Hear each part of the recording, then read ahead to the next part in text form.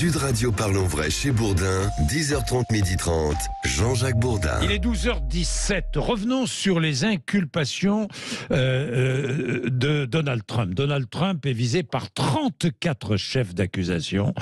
Nous allons en parler avec Jean-Claude Beaujour, qui est avocat, président du Forum transatlantique. Bonjour. Bonjour, monsieur Bourdin. Merci d'être avec nous. Alors jusque-là, on ne savait pas trop ce que l'on reprochait, ce que la justice américaine reprochait à Donald Trump. Maintenant, on le sait, il est inculpé officiellement sous la menace d'un procès pénal. Il est libre, sans contrôle judiciaire. Il a plaidé non coupable. Il a réagi en disant « c'est une insulte à la nation, une chasse aux sorcières, une justice politique ». 34 chefs d'inculpation. Vous avez regardé de près. Le procureur de Manhattan, Alvin Bragg, a déclaré « la loi est la même pour tous ». Vous avez regardé de près, Jean-Claude Beaujour, quels sont les principaux chefs d'inculpation? Alors, le principal élément n'a pas changé. On a toujours dit que Trump était poursuivi pour avoir, et j'insiste là-dessus, non pas passé un accord avec cette jeune femme, et il n'y a pas de dimension morale, mais pour avoir fait financer le paiement de cet accord avec de l'argent de campagne électorale. Et ça, c'est interdit. C'est interdit aux États-Unis, c'est interdit aussi en France. Oui. Et c'est pour cela qu'il est poursuivi. Alors après, à l'intérieur de cette interdiction générale, donc on pourra dire ces violations de la loi sur le financement de campagne, il y a de fait un certain nombre de déclinés dans les infractions qui sont commises, parce que forcément, il y a eu maquillage de documents d'entreprise, de la comptabilité de l'entreprise, puisqu'évidemment, il y a eu un montage. Il n'a pas juste dit, bon ben voilà, je te donne ça. Il a fallu, par exemple, c'est son avocat Michael Cohen, qui est témoin dans l'affaire et qui se retourne maintenant contre son ex-client Donald Trump. Michael Cohen a fait une fausse facture d'honoraires, puisqu'il n'a pas pour payer Stormy Daniels. Il a fait une fausse facture. Si je consulte pour vous, je mettrai consultation juridique, mais je peux pas payer vos transactions diverses et variées. Donc voilà. Donc c'est pour qu'on comprenne bien. Il y a tout un décliné. Il y a qu'un élément qu'il faut que un élément intéressant à la fin des 33 premières chefs d'inculpation, il y a le mot complot qui apparaît. Ah. Et le mot complot, alors pour que nos auditeurs comprennent bien, il faut plus l'entendre comme complicité, parce que du fait de ce montage, il a utilisé des intermédiaires forcément. Oui. Donc c'est le mot complicité, c'est pas complot au sens terroriste du terme. Donc voilà, on est vraiment sur du financement illégal de campagne, on est sur la violation d'un certain nombre de règles en droit des sociétés, en droit bancaire. D'ailleurs, le procureur a bien dit deux choses. Il a dit à la fois la place financière de New York est une place mondiale, et qu'à ce titre, il avait l'obligation de faire respecter la loi. Je cite à peu près de mémoire les propos du procureur. Le procureur a aussi dit, parce qu'il a anticipé un certain nombre d'attaques, ou a répondu à des attaques déjà formulées à son égard, que ça fait 24 ans qu'il fait ça, il connaît son dossier et qu'il avait des éléments nouveaux. Donc on verra avec dans les mois qui viennent, dans les semaines qui viennent, il a indiqué qu'il avait des témoins, il avait des éléments nouveaux dans le dossier. Ah, ça c'est important.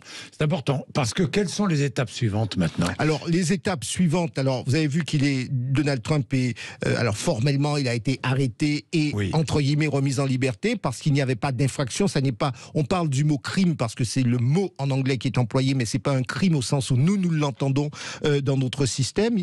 Il a été remis en liberté, il a de mémoire, et on lui a pas retiré son passeport, il n'y a pas de limitation, pas de menottes, pas de notes, etc. Il n'est pas sous contrôle judiciaire. Il n'est pas sous contrôle judiciaire. Donc sa liberté d'aller et venir est intacte. Garantie. La prochaine étape ça sera une audience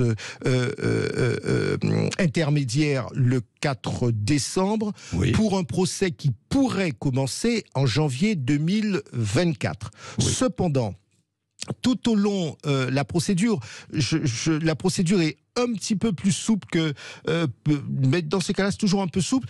Il peut y avoir des accords, c'est-à-dire que les avocats de la défense, évidemment, vont mener une bataille, mais ce qu'il y a de tout à fait normal quand on est dans son rôle d'avocat, bataille judiciaire sur le plan de la procédure, bataille aussi politique parce que Donald Trump est candidat à la présidence des États-Unis et donc aux primaires. Donc il va devoir faire campagne. Et ce qu'il faut qu'on garde à l'esprit, nous, c'est quelque chose en France qui nous échappe complètement, c'est qu'un procès aux États-Unis, il ne dure pas 24 heures. Il ne durera pas 24 heures. Ça ne sera pas 24 heures ou 3 jours ou une semaine au grand maximum. On peut être sur un procès qui peut durer plusieurs semaines parce que ce qu'on appelle l'instruction qui se fait souvent chez nous avant par le parquet, etc., se fait pendant l'audience.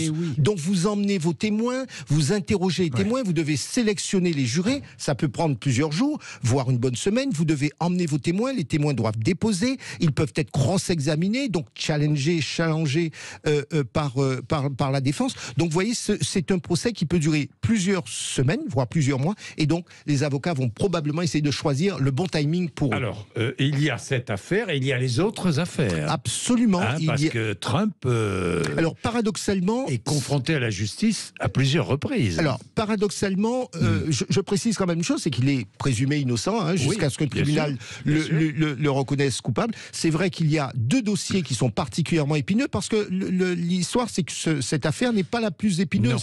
J'ai presque envie de dire, c'est 130 000 euros. Alors, pardonnez-moi, mais c'est rien par rapport au coût d'une campagne présidentielle américaine.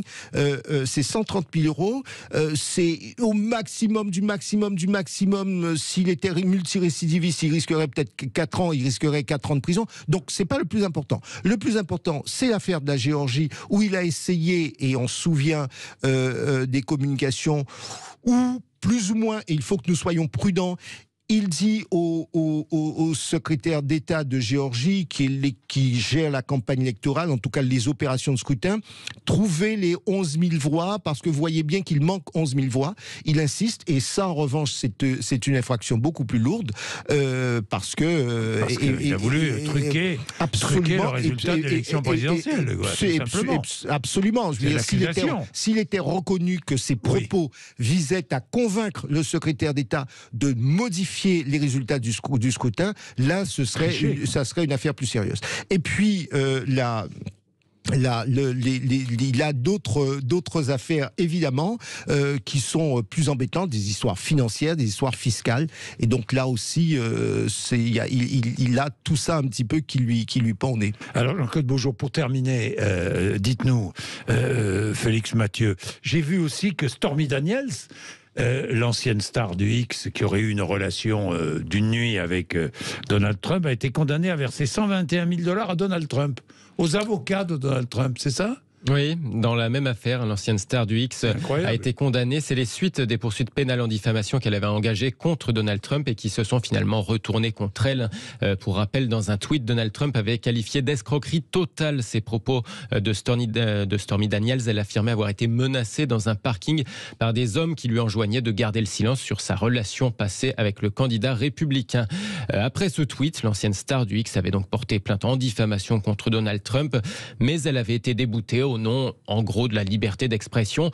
Après quoi, Donald Trump s'était retourné contre elle pour le remboursement des frais d'avocat, 121 000 $, montant excessif selon les avocats de Stormy Daniels, mais pour le tribunal de Los Angeles, donc c'est bien le prix des 183 heures de travail des avocats de Donald Trump. C'est extraordinaire, quand même. Oui, mais ça, alors, je vais vous dire, ça n'est pas surprenant, parce qu'il est, tout d'abord, le coût des avocats, vous savez, on se plaint beaucoup des avocats français, mais le coût des avocats américains et anglais... Ça vous fait rêver, ça, vous savez,